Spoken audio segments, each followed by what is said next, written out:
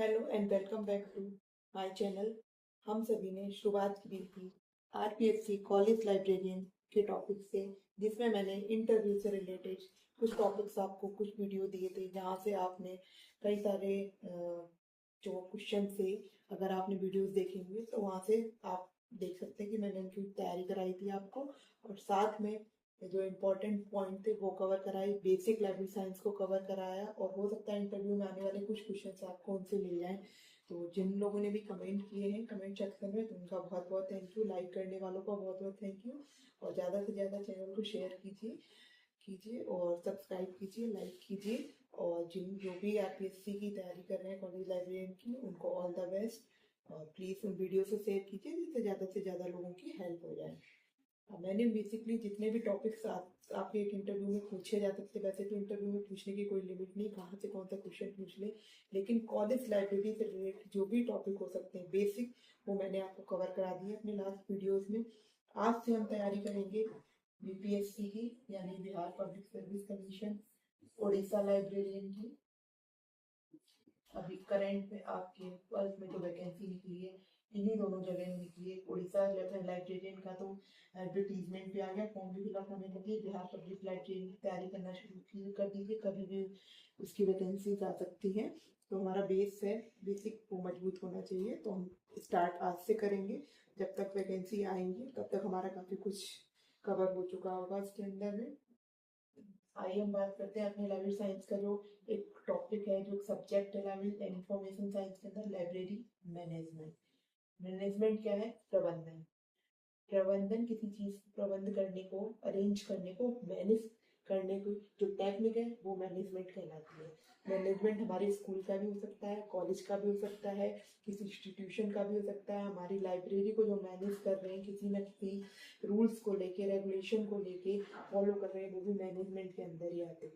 एक अच्छा मैनेजमेंट आप तभी कर पाएंगे जब आपको कुछ नॉलेज होगी अपने रूल्स रेगुलेशन बनाने की, कलीग्स के साथ में ऑपरेशन की, स्टाफ के साथ में कोऑर्डिनेशन की, तभी अपनी लाइब्रेरी को अच्छे से मैनेज कर पाएंगे।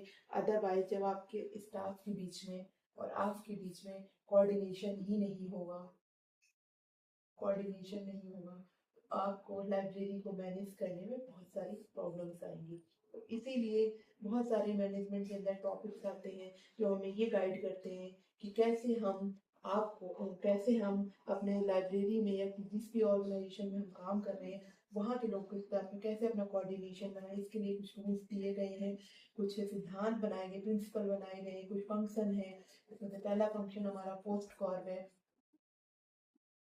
ये इसी पर बेस्ड है लाइब्रेरी के मैनेजमेंट से। सबसे पहला जो हमारा लाइब्रेरी मैनेजमेंट का पॉइंट है, टर्म है, पोस्ट कॉल है, इसी से ही सारा जुड़ा हुआ है। इसी में स्टाफ भी आ जाएगा, इसमें कोऑर्डिनेशन भी आ जाएगा।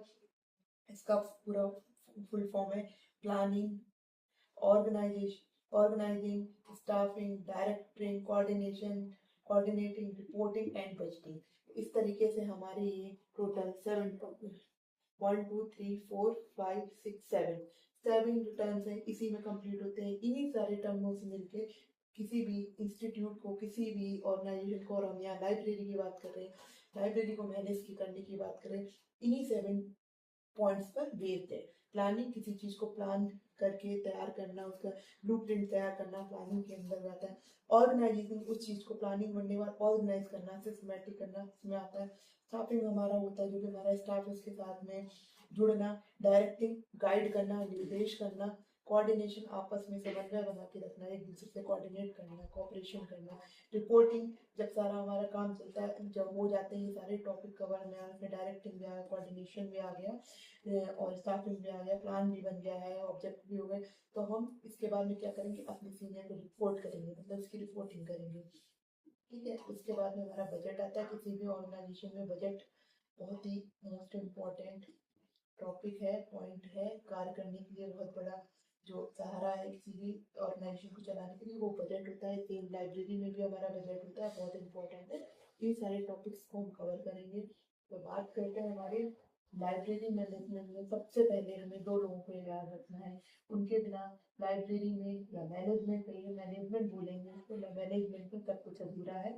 तो हम जब कभी मैनेजमेंट पढ़ेंगे, चाहे वो लाइब्रेरी इंफॉर्मेशन साइंस में पढ़े या हमने और कोई सब्जेक्ट पढ़ा है, अगर आपने बीटेक किया है, एमबी किया, कुछ भी किया, तो कहीं ना कहीं हर जगह हमने मैनेजमेंट के एक दो टॉपिक पढ़े होंगे, सब चैप्टर पढ़े होंगे, या पूरा पूरा मैनेजमेंट हो सकता है वहाँ पर टॉपिक ही आपको पूरा पढ़ाया जाए। जैसे लाइब्रेरी साइंस में पूरा मैनेजमेंट एक सब्जेक्ट है, तो हमें तो उसमें भी हमें शुरुआत जो मैनेजमेंट की होती है दो लोगों से होती है। पहले है हमारे हेनरी फयोल, दूसरे हैं हमारे FW टेलर। इनके बिना मैनेजमेंट अधूरा है, तो हर जगह हर बार आपको इन्हीं का नाम ही लिया जाएगा। तो FW टेलर, ठीक है, TAYLOR।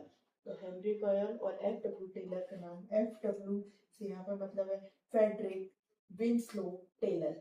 फेडरिक विंस्लो टेलर और हेनरी फयोल का जब भी नाम आ जाए तो आप उसमें से मैनेजमेंट को ही टिक कीजिए, मतलब मैनेजमेंट से ये लोग जुड़े हैं। अब बात करते हैं इनके योगदान की, क्या इनका योगदान है, क्या इन्होंने काम किए लाइफ साइंस में, क्या इन्होंने थ्योरी दी है, मॉडल दिए हैं, प्रिंसिपल बनाए, तो उनकी बात करते हैं। तो सबसे पहले बात करेंगे हेनरी फ्योल की। तो सर हेनरी फ्योल है, बहुत इंपॉर्टेंट पर्सन है। हर बार क्वेश्चन, चाहे वो नेट का हो या किसी कॉम्पिटिशन का, एक क्वेश्चन आपको हेनरी फ्योल से जरूर मिल जाता है। सबसे पहले हेनरी फ्योल को बोलते हैं फादर ऑफ एडमिनिस्ट्रेटिव मैनेजमेंट। क्या बोलते हैं सर हेनरी फ्योल को, हम बोलेंगे father of administrative management. Administration सभी को पता है किसको बोलते हैं, किसी ऑर्गेनाइजेशन में एडमिनिस्ट्रेशन के अंदर ही सारा कार्यभार होता है। उसको मैनेज करना, उसको मैनेज करने के लिए जो पिता हैं जिन्होंने ये एडमिनिस्ट्रेटिव थ्योरी बनाई है, एडमिनिस्ट्रेशन को मैनेज करने के लिए जो थ्योरी दी है वो सर हेनरी फ्योल ने दी है, इसलिए इनको फादर ऑफ एडमिनिस्ट्रेटिव मैनेजमेंट बोलते हैं। और क्या सर का योगदान था, तो सर को स्कूल ऑफ थॉट्स बोलते हैं।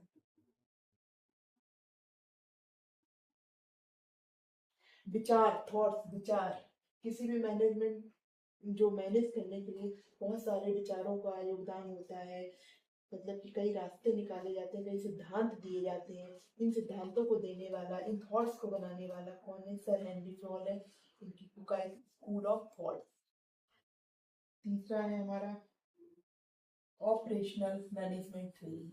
ऑपरेशनल मैनेजमेंट थ्योरी, ये थ्योरी हमारी किसी भी ऑपरेशनल होता है, जब भी हम किसी ऑर्गेनाइजेशन में किसी मतलब किसी प्रोजेक्ट पे काम कर रहे होते हैं या समूह में काम कर रहे होते हैं इस प्रोजेक्ट में, तो जो बहुत सारे उस ऑपरेशन मतलब हो गया कि बहुत ही व्यक्ति यहाँ जिम्मेदारी संभाले टॉप लेवल पर, एक हमारा मिडिल लेवल पर संभाले, एक लोअर लेवल पर संभाले। इन सभी का कहीं ना कहीं किसमें योगदान है, इस प्रोजेक्ट को चलाने में। ये प्रोजेक्ट है, इसको चलाने के लिए हमारा लोअर लेवल का मैनेजमेंट, मिडिल लेवल का मैनेजमेंट, अपर लेवल का, टॉप लेवल का मैनेजमेंट, तीनों का रोल होगा। इसके तीनों के बिना ये ऑपरेशन कंप्लीट नहीं हो सकता है। इसीलिए जो ऑपरेशनल मैनेजमेंट जो थ्योरी दी थी, किस तरीके से हम इस पूरे सर्किल को, किस ऑपरेशन को सक्सेस कर सकते हैं, क्या क्या टर्म, क्या क्या थॉट्स की जरूरत करेगी, वो थ्योरी किसने दी थी, वो थ्योरी हमारी दी थी सर हेनरी फ्योल ने। मान लीजिए लोअर लेवल का जो मैनेजमेंट है वो काम देखेगा लोअर लेवल के, अब मीडियम लेवल का जो मैनेजमेंट होगा, इसको मीडियम लेवल का मैनेजमेंट होगा, वो लोअर लेवल का जो मैनेजमेंट का रिपोर्ट करेगा उसको मीडियम लेवल का मैनेजमेंट देखेगा। ये दोनों का जो मिलके काम होगा उसको कौन देखेगा, टॉप लेवल का। टॉप लेवल का मैनेजमेंट जो होता है वो एडमिनिस्ट्रेटिव हो गए, डायरेक्टर हो गए, इस कैटेगरी के लोग आते हैं। मिडिल लेवल में होते हैं बीच का, इस प्रोजेक्ट में काम करने वाले बीच वाले लोग, लोअर लेवल मैनेजमेंट के काम होते हैं जो उस प्रोजेक्ट में काम करने वाले तीसरे थर्ड स्टेज के लोग। तो शुरुआत यहीं से होगी, इनके बिना कोई काम पूरा नहीं होगा। चलिए लोअर लेवल का काम अपर तक पहुंचेगा, इसमें जो कमियां होंगी वो मीडियम लेवल के लोग सही करेंगे, मीडियम लेवल लोअर लेवल के जो लोग हैं वो रिपोर्टिंग करेंगे टॉप लेवल के मैनेजमेंट। इस पूरी ऑपरेशन की प्रोसेस में पूरा जो प्रोजेक्ट कर रहा है उसके ऑपरेशन को कौन, किसने बताया ऑपरेशनल मैनेजमेंट को, सर हेनरी फ्योल ने। तो ये हमारा हो गया सर हेनरी फ्योल का ऑपरेशनल मैनेजमेंट थ्योरी। अब क्या योगदान दिया, उनके कुछ और भी सिद्धांत थे, क्लासिकल स्कूल ऑफ मैनेजमेंट। तीसरी थ्योरी हमारी क्लासिकल स्कूल ऑफ मैनेजमेंट। देखिए, father of education management, school of thoughts हो गए, क्लासिकल स्कूल ऑफ मैनेजमेंट हो गया, और बीच में मैंने आपको बताया ऑपरेशनल मैनेजमेंट, लिख भी देते हैं ना ताकि आप नोट कर लें। Operational management theory, operational management theory, ये सारी किसी ने दी थी? सर हेनरी फ्योल ने दी थी। हाँ, गैंट चार्ट एक हमारे फादर ऑफ साइंटिफिक मैनेजमेंट।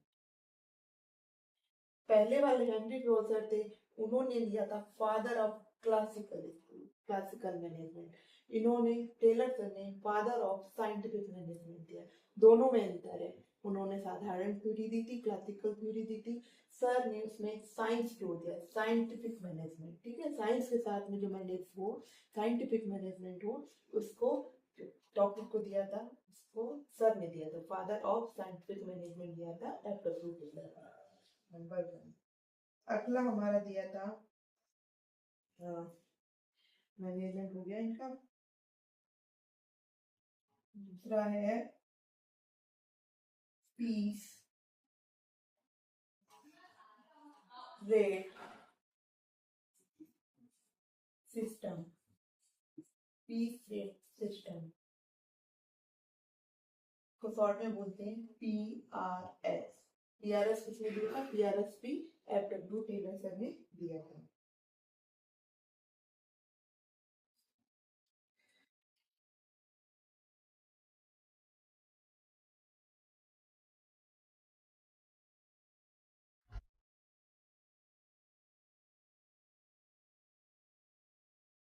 अब बात करते हैं और व्यक्तियों के योगदान की मैनेजमेंट में, और कौन कौन से इम्पोर्टेंट व्यक्ति हैं हमारी मैनेजमेंट में। अब आते हैं हमारे L Gulick and L Urwick. देखिए, दो लोग हैं, नाम कितने मिलते जुलते हैं, L Gulick and L Urwick, URWICK। तो जो हमारे लूथर गुलिक हैं एंड लिंडेल अल्ब्रिक, इनका पूरा नाम है लूथर गुलिक, एंड यहाँ पर है हमारा लिंडाल अल्ब्रिक। शॉर्ट में आपसे कभी कभी एल हटा के केवल गुलिक एंड अरबिक भी लिखा रहता है। गुलिक एंड अरबिक ने क्या दिया था, या कौन सी थ्योरी दी थी, या क्या फंक्शन दिए थे। तो कभी कभी पूरा आता है Luther Gulik and Lindell Arabic का क्या योगदान है मैनेजमेंट में। तो दोनों व्यक्तियों का बहुत इम्पोर्टेंट योगदान है, जिसको हम बोलते हैं post call. Post call, post call क्या है? P for planning,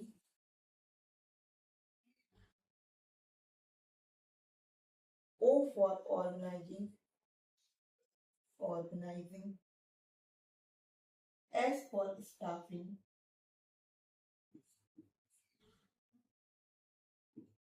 D for directing,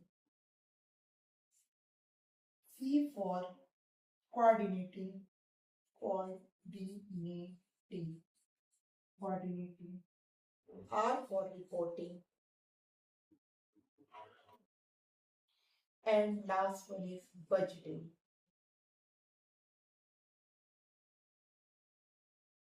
देखिए, सब में पीछे ING लगा हुआ है। ये 7 जो टर्म्स हैं, जो वर्ड्स लिखे हुए हैं, 1 2 3 4, और ये 2 को मिला के 1 है, 5 6 7, 7 वर्ड्स हैं, 7 अल्फाबेट्स हैं, और इनको एक साथ मिला देते तभी वो कहलाती है post call. P for planning, O for organizing, S for staffing, D for directing, O for coordinating, R for reporting, B for budgeting। अच्छा, इनको इस पीरियड में क्यों रखा है, आप बता सकते हैं? मैं आपको बताती हूँ अगर आपको नहीं आइडिया है। P for planning. कोई भी प्रोजेक्ट, कोई भी टास्क शुरू होने का सबसे पहला टर्म हमारा क्या, प्लान। हम उसका ब्लूप्रिंट तैयार करते हैं, प्लान करते हैं। Without plan everything is nothing, मतलब सब कुछ खत्म हो जाएगा। अगर आपने सही से अपना टास्क के लिए प्लान तैयार नहीं किया, बेस तैयार नहीं किया, तो आपकी बिल्डिंग वहीं पर गिर जाएगी। ठीक है, अब प्लान तो तैयार हो गया, उसको ऑर्गेनाइज कैसे करें। हो सकता है प्लान में एक पॉइंट इधर है, दूसरा इधर है, तीसरा इधर है, चौथा ये कि इसमें स्टाफ नहीं है, पांचवा ये है कि उसमें भले कोई मकान बना रहे हैं तो हमने उसका स्ट्रक्चर तो तैयार कर लिया, ये हमारा हाउस है स्ट्रक्चर। इसमें क्या लगेगा, सीमेंट लगेगा, ईंट लगेगी, बालू लगेगी, पानी लगेगा, और मिस्त्री बोलेंगे उसको, जो हेल्पर होते हैं हमारे सपोर्टर, वो लगेंगे। प्लानिंग हो गई, हमारा मकान बनाना है, स्ट्रक्चर नक्शा तैयार हो गया।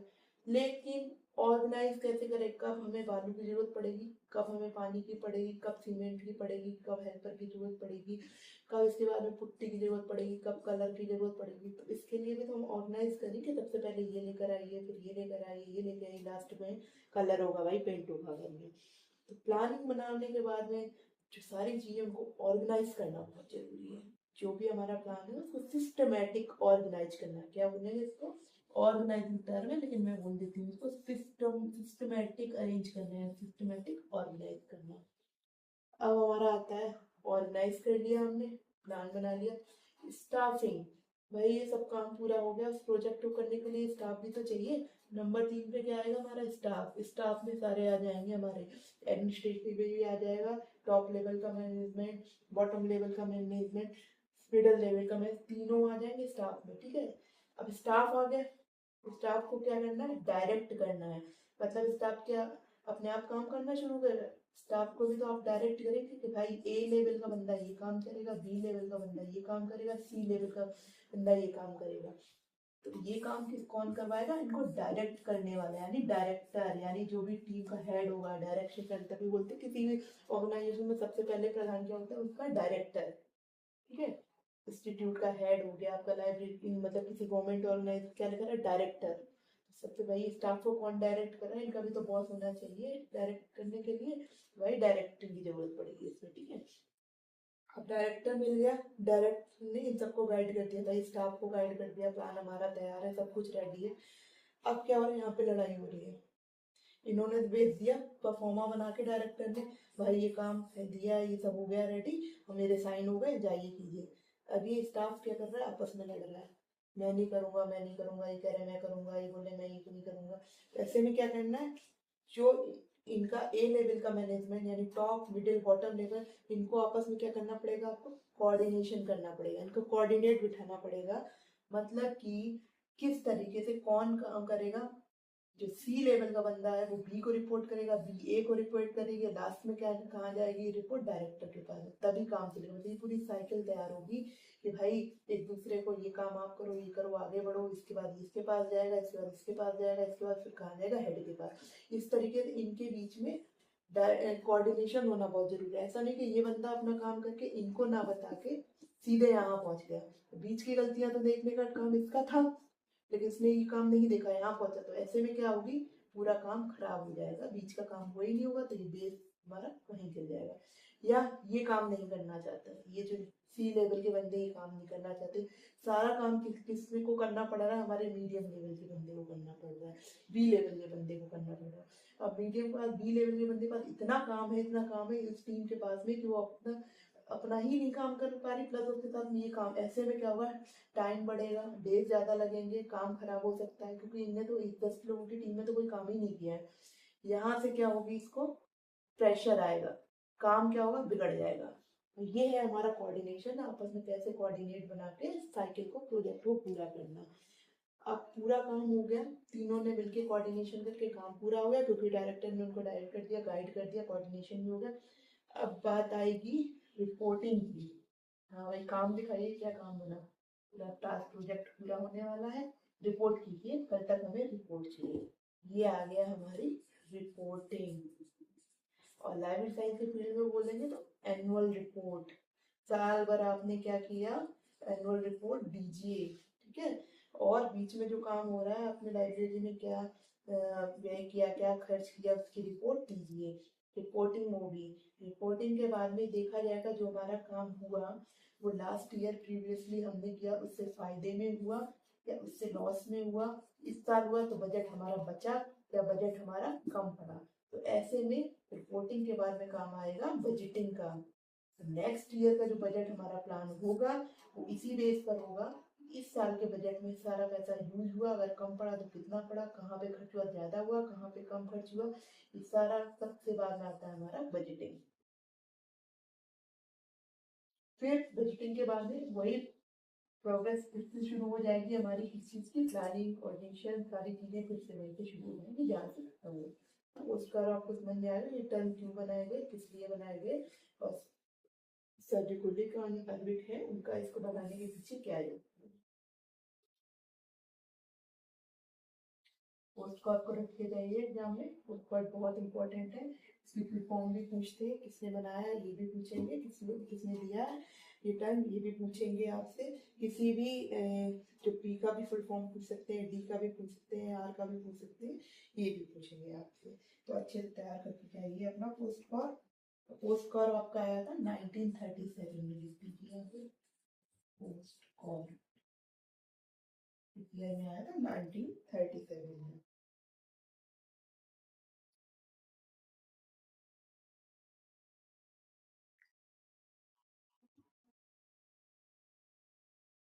अब बात करते हैं कुछ और पॉइंट के बारे में कि क्या क्या नई चीजें हो रही थी हमारी मैनेजमेंट में। तो एक हमारा आया था ई मायू, इससे क्वेश्चन बहुत पूछा जाता है। Who is E Mayo? E Mayo is Elton Mayo. Who is Elton Mayo? Elton Mayo ने दिया था human relation school of management. कई तरीके के मैंने स्कूल आपको बताए मैनेजमेंट के। क्लासिकल स्कूल सबसे पहले आया था, याद रखिए, हेनरी फ्लोर ने, फादर ऑफ साइंटिफिक, साइंस से चलने वाला school, scientific management school Taylor ने दिया था। अब क्या हुआ, ह्यूमन रिलेशन स्कूल किसने दिया है हमारा, human relation school of management, Elton Mayo ने, एल्टन मायो याद कर लीजिए। और ये आया था हमारा 1924 में। और एल्टन मायो सर ने एक और दिया था हमारा हॉथॉर्न, हॉथॉर्न एक्सपेरिमेंट था, इन्होंने एक्सपेरिमेंट था वो किया था, उसको नाम दिया था हॉथॉर्न एक्सपेरिमेंट। और ये हॉथॉर्न एक्सपेरिमेंट की मुझे डेट नहीं पता है इसलिए मैं श्योर नहीं हूँ। तो हॉथॉर्न एक्सपेरिमेंट ये भी हमारा ईमायो ने दिया था, तो याद कर लीजिए human, H for human relation school of management, H for Hawthorne experiment, दोनों ही हमारे ईमायो ने दिए थे। नेक्स्ट वन इज,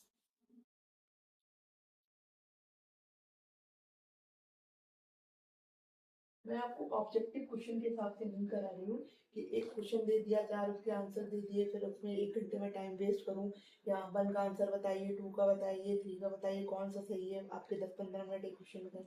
मैं सीधे सीधे आपको जो थ्योरीज हैं, जो प्रिंसिपल है, उनके बारे में आपको बता दे रही हूँ। जो बेसिक है हमारा मैनेजमेंट का, किसने कौन सी थ्योरी, कौन से प्रिंसिपल दिए थे, वो आप नोट डाउन करते चले जाइए, मैं आपको बताते चले जाऊंगी जिनका भी योगदान था हमारा इसमें मैनेजमेंट में। और लाइब्रेरी मैनेजमेंट की जो सीरीज थी उसमें किसका योगदान था, उसके रिगार्डिंग जो भी लोग हैं मैं उनके बारे में आपको बताती जाऊंगी।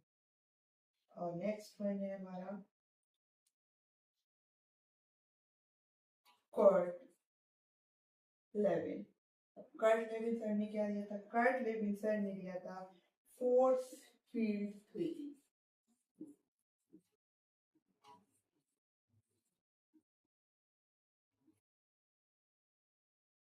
तो कर्ट लेविन की आप फोर्स फील्ड थ्योरी पढ़ेंगे।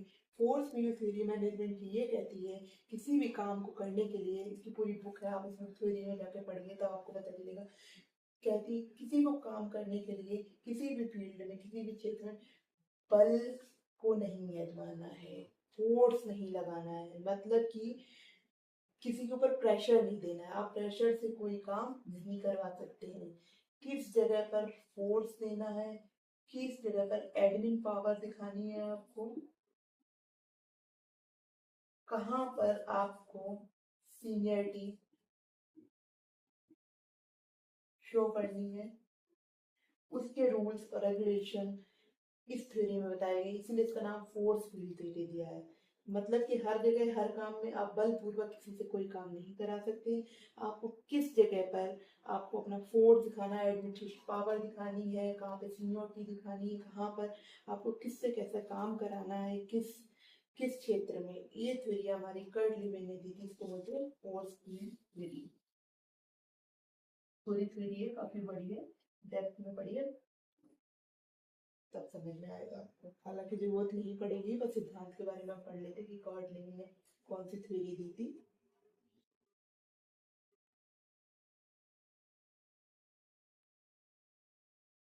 अब बात करते हैं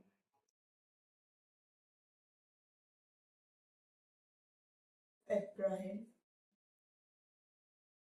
एब्राहम मास्लो।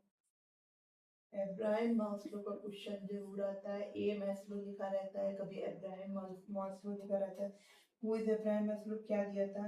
एब्राहम मैस्लो ने 1943 में नीड थ्योरी दी थी, यानी जरूरत थ्योरी। नीड थ्योरी इंग्लिश में बोली, नीड थ्योरी उन्होंने दी थी। और साथ में दिया था pyramid pyramid of human need.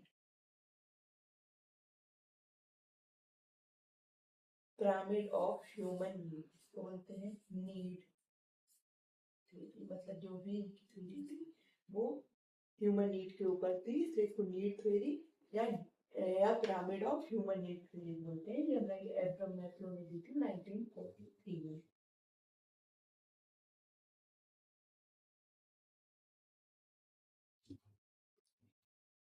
भाई मोस्ट इम्पोर्टेंट हमेशा पूछा जाएगा, रट लीजिए, MBO। बहुत सुंदर टर्म है, 3 लेटर का। Management by objective. कभी भी पूछ लेते हैं, कुछ नहीं मिल रहा है, MBO। Who gives MBO, who gives management by objective. तो और जरूर पूछा जाता है, जरूरी नेट में मिलेगा कॉम्पिटिटिव एग्जाम का। तो ये फेवरेट क्वेश्चन है, MBO management by objective full form पूछेंगे या किसने दिया था, ये जरूर ही पूछेंगे। तो भाई मैनेजमेंट बाय ऑब्जेक्टिव 1954 50 के बाद में आया था, और दिया था हमारा किसने? अगर किसी को पता है तो कमेंट सेक्शन में बता दीजिए। बता दीजिए पीटर। कितने लोगों को पहले से ही पता था? जिनको पता था वो कमेंट सेक्शन में लिख के बताइए कि हमें पता था। कितने लोगों को नहीं पता था? वो भी सी है ये, वो भी बता दीजिए कि हमें नहीं पता था। तो रट लेना, नींद में सोते उठते बैठते याद कर लेना, क्वेश्चन जरूर आएगा। MBO मैनेजमेंट बाय ऑब्जेक्टिव 1950 नहीं सॉरी 54 है, 54 1954 में आया था, पीटर एफ ड्रकर ने दिया था। नाम बहुत इंपॉर्टेंट है, कई और चीजें भी दी थी आपकी पीटर एफ ड्रकर में, आगे पढ़ाऊंगी। पहले तो ये याद कर लीजिए, MBO पीटर एफ ड्रकर। बहुत इंपॉर्टेंट क्वेश्चन है, इंपॉर्टेंट डाल दीजिए अंदर, कहीं ना कहीं आपको किसी कॉम्पिटिशन में मिल जाएगा।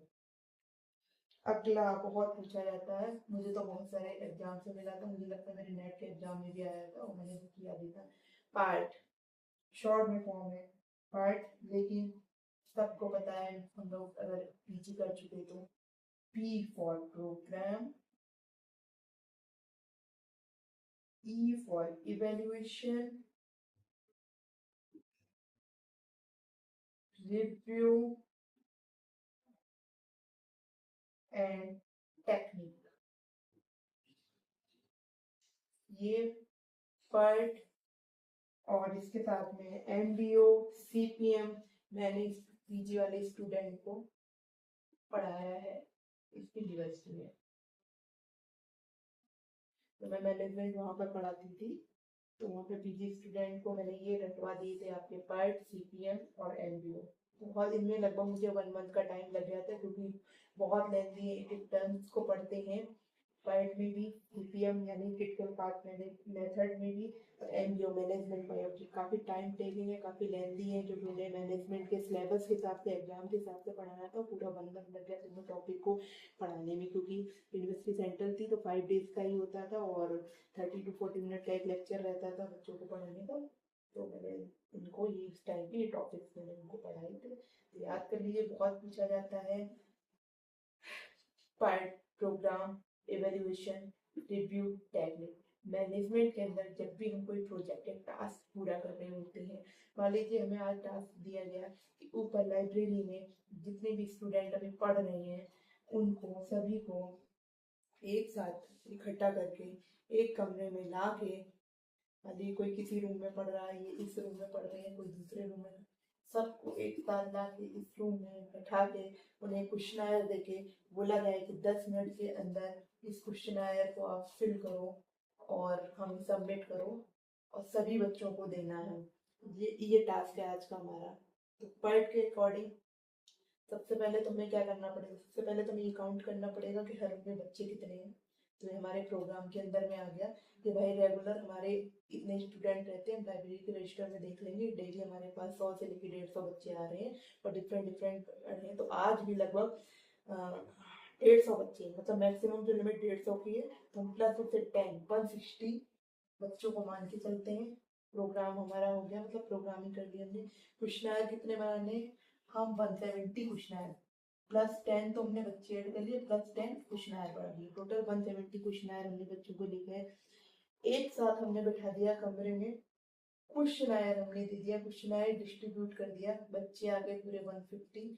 तो हम ये पॉजिटिव उसमें है क्योंकि 20 क्वेश्चनायर बचे हैं। अब इसमें से 10 क्वेश्चनायर ऐसे थे फटे निकल गए, गड़बड़ निकल गए, या किसी तरीके से गड़बड़ उन्होंने भर दिया, तो उन्होंने 10 बच्चों ने क्वेश्चनायर और ले लिए, यानी हमारे यहाँ पे कितने बचे, 10 बचे, यहाँ पे 160 क्वेश्चनायर हमारे यूज हो गए।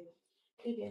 अब क्या करना है, क्वेश्चनायर हमने उनसे कलेक्ट कर लिए। अब हमने क्वेश्चनायर में पूछा था लाइब्रेरी की सर्विसेज के बारे में कि किस तरीके की लाइब्रेरी सर्विसेज प्रोवाइड उनको की जा रही है, वो सेटिस्फाई है या नहीं सेटिस्फाई है लाइब्रेरी की सर्विसेज से या रिसोर्सेज से या बुक्स से, जो भी हम इस तरीके के हमने 5 क्वेश्चन तैयार कर लिए। बच्चों ने क्वेश्चनायर हमको वापस लौटा लिए। अब हम इन सभी क्वेश्चनायर का क्या करेंगे, एवेल्युएशन करेंगे। एवेल्युएशन किया हमने, उसमें हमने डेटा तैयार किया कि हाँ लाइब्रेरी की सर्विस से 160 में से हमारे 160 तो क्वेश्चनायर यूज हुए थे, लेकिन बच्चे तो हमारे पास 150 थे। 100 बच्चे हैं वो सेटिस्फाई है सर्विस से, 50 सेटिस्फाई नहीं है।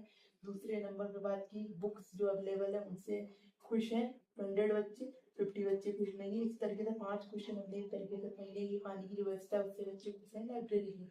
लगभग 100 बच्चे कह रहे हैं हाँ हम खुश हैं, 50 कह रहे हैं कि नहीं, यहाँ पर और दूसरा फिल्टर होना चाहिए, ठंडा पानी अवेलेबल नहीं है, बहुत सारी प्रॉब्लम्स बता दे रहे हैं, सफाई नहीं है।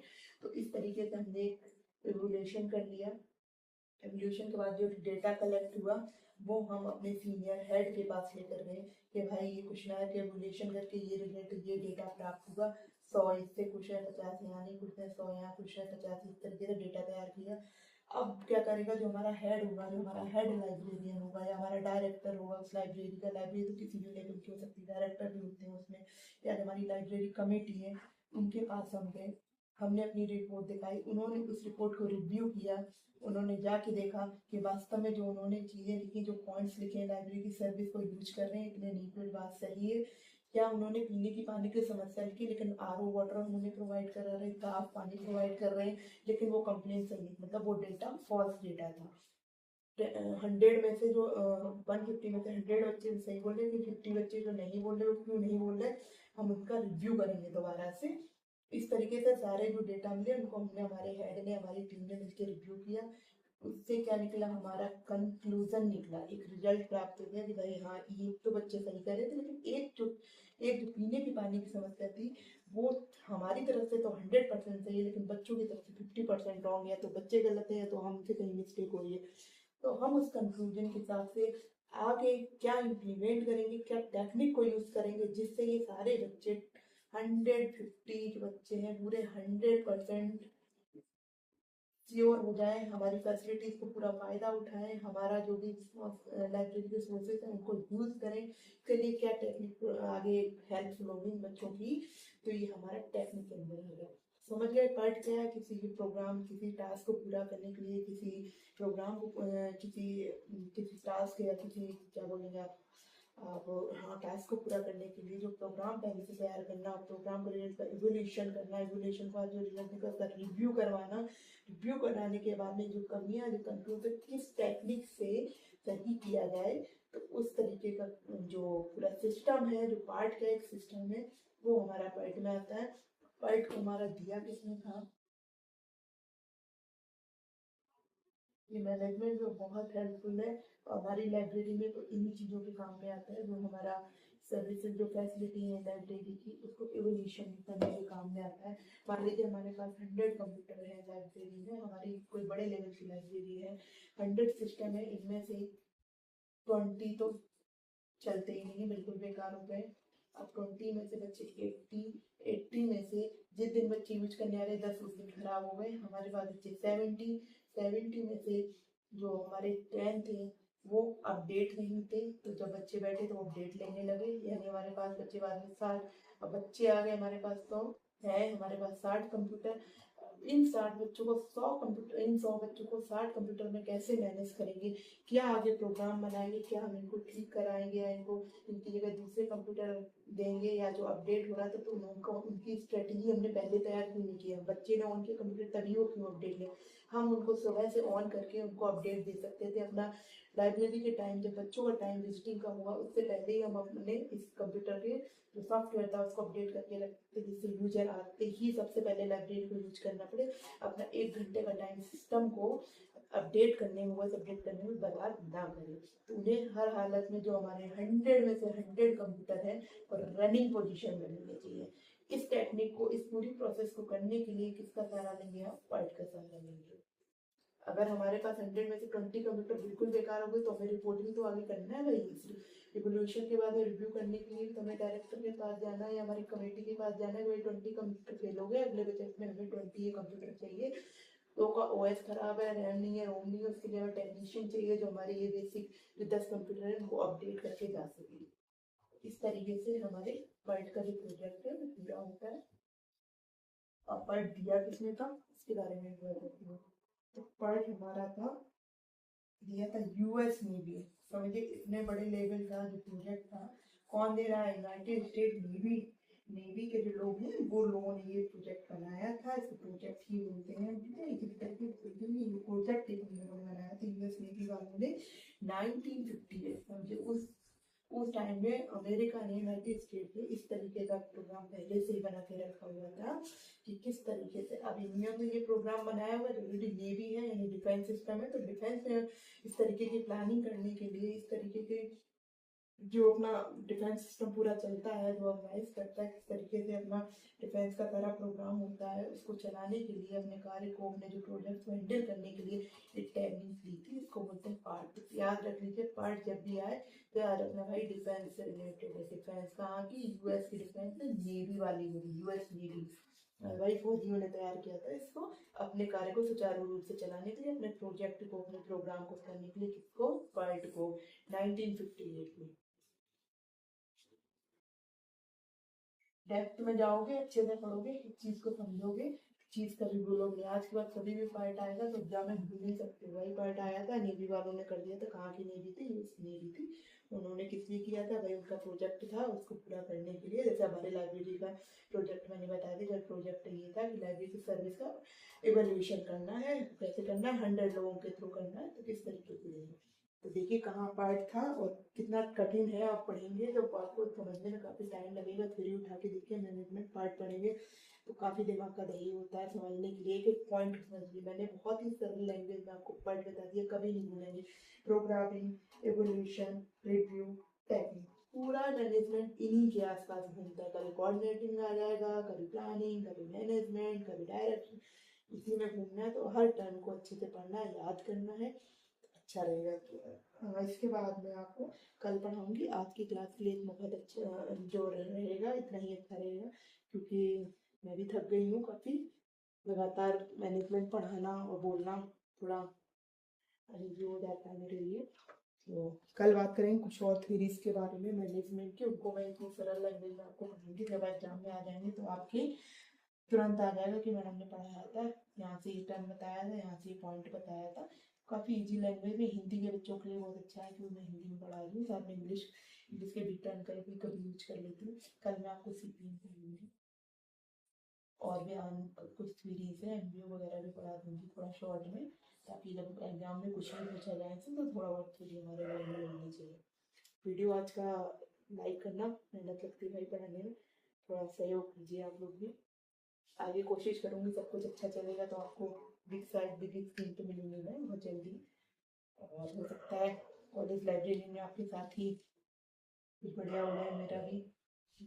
तो मेरे लिए भी प्रे कीजिए, मैं भी आप सभी लोगों को प्रे करूँगी हम लोगों का सिलेक्शन जल्द से जल्द हो जाए।